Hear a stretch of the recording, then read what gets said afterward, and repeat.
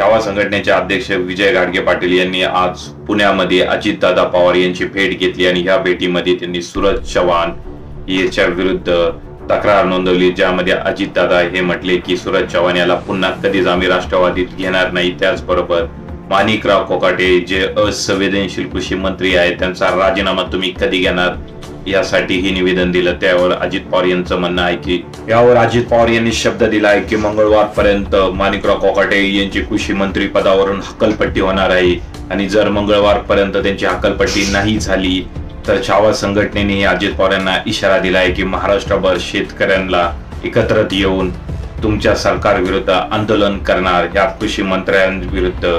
त्यामुळे आता बघायला लागेल की मंगळवारी रात्री माणिकराव कोकाटे हे राजीनामा देतात का कृषी मंत्री पदाचा की नाही। माणिकराव कोकाटे यांचं कृषी मंत्री पद काढून त्यांना दुसरं खातं देणार आहे मदत व पुनर्वसन मंत्रालय, आणि जे मकरंद पाटील आहे मदत व पुनर्वसन केंद्राचे त्यांना कृषी खातं देणार आहे।